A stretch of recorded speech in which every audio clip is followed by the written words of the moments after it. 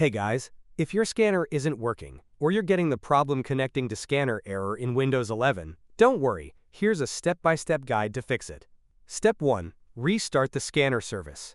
Go to the search bar, type Services, and click on it. In the Services window, click on any service, then press the W key on your keyboard. Scroll down and look for Windows Image Acquisition, WIA. Once you find it, double-click it. Change the startup type to Automatic. Then click Start to make sure the service status is running. Click OK to save.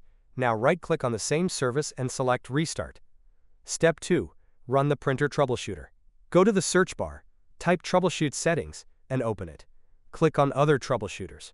Find Printer in the list, and click on Run. Wait for it to load and diagnose your system. When prompted, click Yes to proceed. If another prompt appears, click No. If it asks whether the problem is solved, let the diagnostic tool finish. You should see a checkmark and a status saying the issue was addressed. Step 3. Restart your PC. After all the steps above, restart your computer to apply the changes. That's it. Your scanner should now be working correctly. If this video helped, don't forget to like, subscribe, and turn on notifications for more tech help. Thanks for watching.